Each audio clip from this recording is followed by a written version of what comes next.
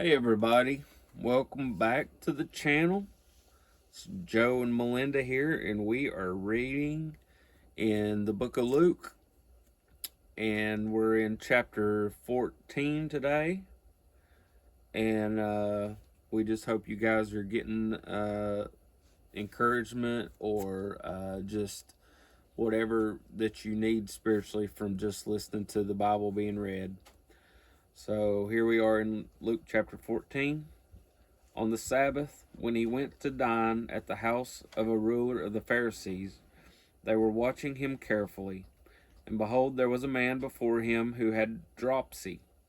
And Jesus responded to the lawyers and Pharisees, saying, Is it lawful to heal on the Sabbath or not? But they remained silent. Then he took him and healed him and sent him away.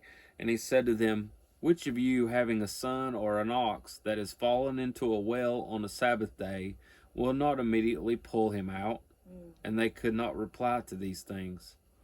Now he told a parable to those who were invited, when he noticed how they chose the places of honor, saying to them, When you are invited by someone to a wedding feast, do not sit down in the place of honor, lest someone more distinguished than you be invited by him. And he who invited you both will come and say to you, Give your place to this person, and then you will begin with shame to take the lowest place. But when you are invited, go and sit in the lowest place, so that when your host comes, he may say to you, Friend, move up higher. Then you will be honored in the presence of all who sit at the table with you. For everyone who exalts himself will be humbled, and he who humbles himself will be exalted. And he said also to the man who had invited him, When you give a dinner or a banquet, do not invite your friends or your brothers, or your relatives, or your rich neighbors, lest they invite you in return and you be repaid.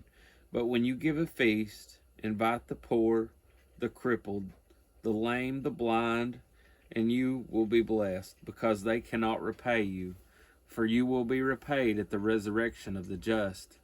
When one of those who reclined at the table with him heard these things, he said to him, Blessed is everyone who will eat bread in the kingdom of God. But he said to him, A man once gave a great banquet and invited many. And at the time for the banquet, he sent his servant to say to those who had been invited, Come, for everything is now ready. But they all alike began to make excuses. The first said to him, I've bought a field and I must go out to see it. Please have me excused.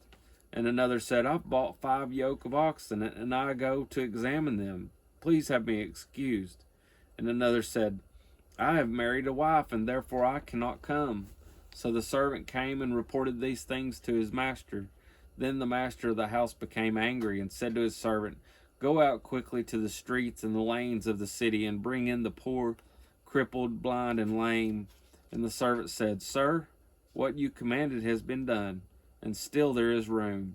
And the master said to the servant, Go out to the highways and the hedges, and compel people to come in, that my house may be filled. For I tell you, none of those men who were invited shall taste my banquet. Now great crowds accompanied him, and he turned and said to them, If anyone comes to me and does not hate his own mother, father, and wife and children and brothers and sisters, yes, even his own life, he cannot be my disciple. Whoever does not bear his own cross and come after me cannot be my disciple. For which of you, desiring to build a tower, does not first sit down and count the cost, whether he has enough to complete it? Otherwise, when he's laid a foundation and is not able to finish, all who see it will begin to mock him, saying, This man began to build and was not able to finish. Or what king going out to encounter another king in war will not sit down first and deliberate whether he is able with 10,000s to meet him who comes against him with 20,000s? And if not, while the other is yet a great way off, he sends a delegation and asks for terms of peace. So therefore, any one of you who does not renounce all that he has cannot be my disciple. Salt is good, but if salt is lost its taste, how shall its saltiness be restored? It is of no use either for the soil or for the manure pile. It's thrown away. He who has ears to hear, let him hear. And that's all of chapter 14. That was a good one. Thanks everybody for listening. Have a good night.